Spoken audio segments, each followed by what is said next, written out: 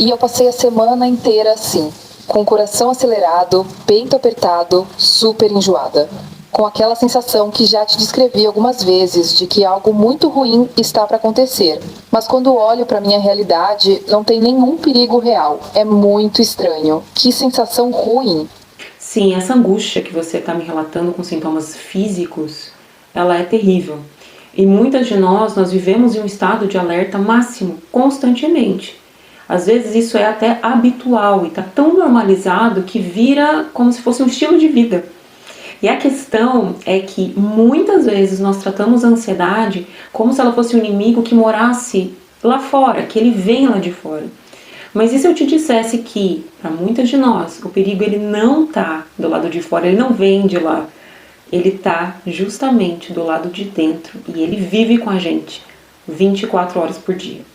E agora eu vou te explicar tudo isso com bastante detalhes. Eu sou Maressa, sou psicóloga e por anos eu vivi na pele os resultados de uma ansiedade extrema que acabou me levando para um burnout.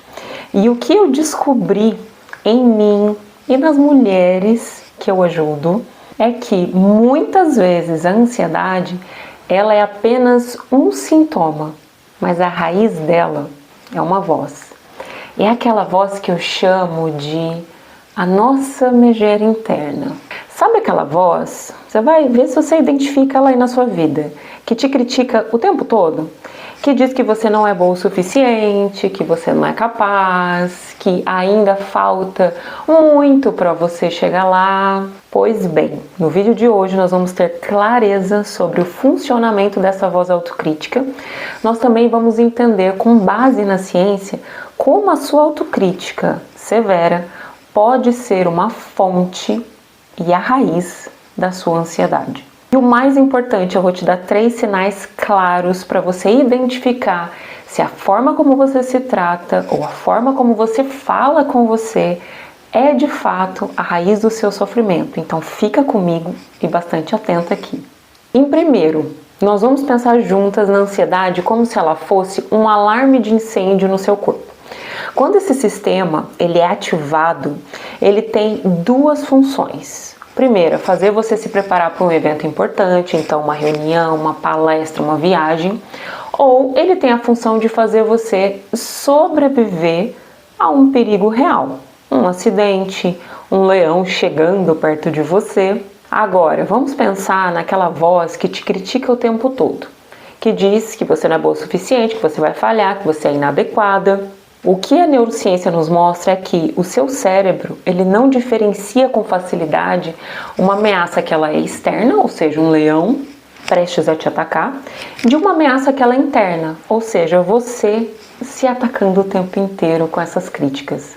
Inclusive, alguns estudos, eles nos mostram, estudos de neuroimagem, mostram que a autocrítica ela vai ativar as mesmas redes de ameaça do nosso cérebro, que é a amígdala, que um perigo real ativaria. Então, o que isso significa?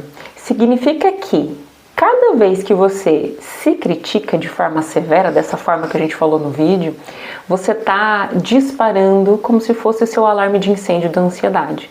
Você está dizendo para o seu corpo, nós estamos sob ataque. E realmente estamos, só que é um ataque interno, né? Seu corpo, então, ele obedece, ele vai te colocar em um estado de sobrevivência.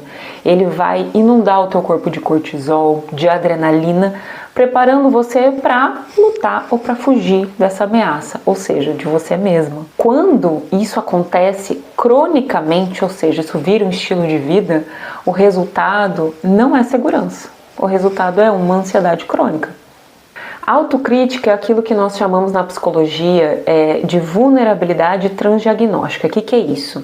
Ela é uma raiz que pode gerar não só a ansiedade, mas também a depressão, a exaustão. E eu sei como é viver nesse espiral mental. Eu cresci em um ambiente que, sem a intenção, só reproduzindo o que receberam, me ensinou muito que meu valor ele era condicional. Eu aprendi a me esforçar o máximo para ser amada ou para me sentir boa o suficiente ou para ser boa o suficiente para os outros. E a construção da minha voz crítica ao longo dos anos me fazia vê-la como uma voz de proteção, que tinha uma seguinte lógica: vê se bate aí com a tua.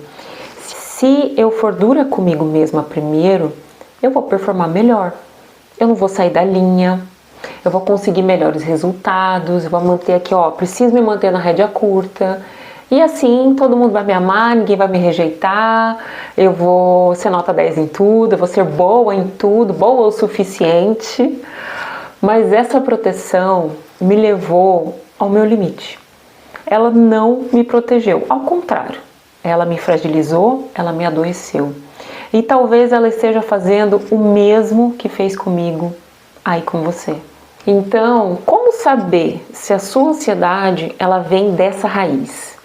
Aqui hoje eu vou te dar 3 sinais bem claros para te ajudar a identificar aí na tua vida, tá? E o primeiro deles é o foco dos seus ICs. Vem comigo. Presta atenção na linguagem da sua ansiedade daqui para frente, do que ela geralmente sinaliza para você. Uma ansiedade generalizada, muitas vezes, ela foca nos eventos externos e nos eventos que são impessoais. Então, por exemplo, e se o avião cair? E se acontecer um desastre? E se sofrer um acidente? Mas a ansiedade, quando ela é enraizada na autocrítica, ela é pessoal. Ela foca no seu desempenho e no seu valor a partir dele, tá? Então, os seus ICs, eles soam mais como: e se eu não der conta? E se eles acharem que eu sou uma fraude, descobrirem o quanto eu sou ruim? E se eu falhar e decepcionar todo mundo? Você consegue perceber a diferença? Então grave isso. Na ansiedade por autocrítica, o medo não é do evento. O medo é de você não ser suficiente para o evento. Então, quando você estiver ansiosa, se pergunte: o medo que eu estou sentindo é do evento ou o medo é de não ser suficiente para ele? Esse é um grande sinal. Sinal 2 é sua reação diante de um erro. Esse é decisivo. Quando você comete um erro pequeno, manda um e-mail errado, queima o arroz, fala algo errado numa reunião, fala de um jeito agressivo, às vezes com alguém que você ama, com seus filhos, com seu marido, o que acontece dentro de você? Uma reação saudável é: puxa, eu cometi um erro, vou consertar, vou lá, vou pedir desculpa.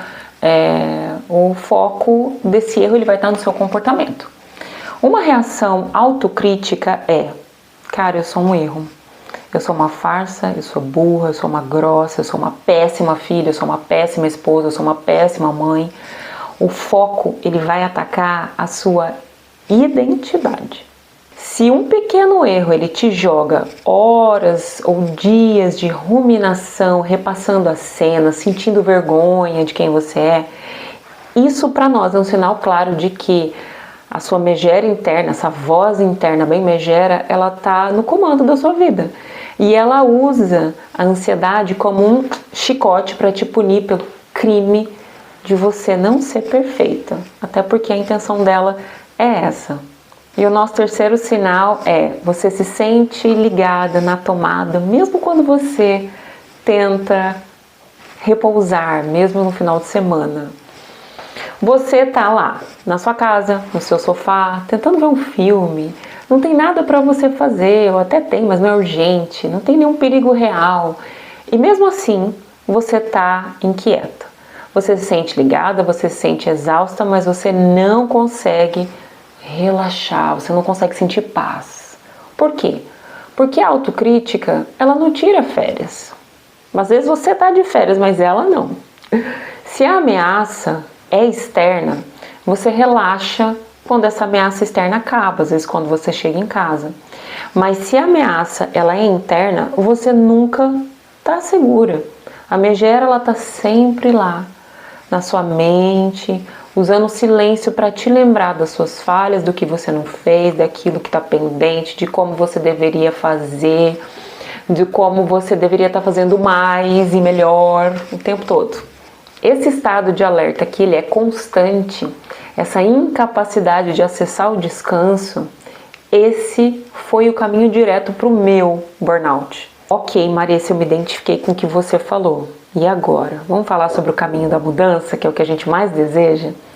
A primeira coisa é, a solução não é atacar essa voz. Lembre-se que ela é um mecanismo de proteção seu antigo, que aprendeu de uma forma equivocada a tentar te proteger. Nós não lutamos contra ela com mais violência, nós a curamos com clareza do que fazer e com muita autocompaixão. Então, em primeiro lugar, o que eu dou indicação para você fazer? Dê um nome para essa voz. O primeiro ato de coragem é a separação. Eu chamo a minha voz de A Megera, eu apelidei ela carinhosamente assim. Quando você dá um nome para ela, você deixa de ser a voz e passa a ouvir a voz. Você se separa um pouco dela, você toma uma certa distância. E isso é o começo de tudo, tirar ela da sua cabeça como se ela fosse você e colocar uma voz, um nome nela como se ela fosse uma terceira pessoa. Outro passo que eu te dou indicação é traga uma estrutura para fluidez. Quando a voz ela tenta aparecer dizendo coisas ruins, por exemplo, você é uma farsa, não aceite isso como verdade. Pergunte a ela com curiosidade. Isso é, fulana? Isso é 100% verdade? Onde que estão as provas, as evidências disso? Você vai perceber ao longo do tempo que ela é muito barulhenta, mas ela tem poucos fatos na maioria das vezes. E aqui eu quero te lembrar que a raiz de grande parte da nossa ansiedade nem sempre é o medo do futuro. É uma falta, muitas vezes, de segurança no momento presente, causado por uma voz interna que repete as nossas feridas do passado. Então, quebrar esse ciclo não é sobre lutar com mais força, é sobre aprender finalmente a se tratar melhor. É sobre trocar a voz da autocrítica severa pela voz da autocompaixão, né? Aprender sobre esse olhar, se olhar de forma compassiva e amorosa. E eu quero começar te convidando a um primeiro ato de clareza aqui a partir desse vídeo. Comenta aqui embaixo qual é o nome que você vai dar daqui para frente, ou que você daria para a sua megera interna. Você pode escolher um nome assim, ó, bem vilã de novela, bem apocalíptico, tá? Eu quero trazer junto com você essa luz para nós daqui para frente. E se você sente que você já está pronta para parar de lutar sozinha com essa voz aí que te oprime tanto, pronta para desarmar essa megera e finalmente encontrar o tesouro que você é, se tratando com mais amor e com mais respeito, acesse o primeiro link da descrição desse vídeo para conhecer mais sobre o meu trabalho e, quem sabe, agendar a sua primeira sessão comigo. Obrigada por estar aqui comigo, por ter chegado até o final desse vídeo, e lembre-se, o primeiro passo para a gente silenciar a crítica é começar a se tratar com mais gentileza, assim como você trataria uma grande, querida e amada amiga sua. Um grande beijo.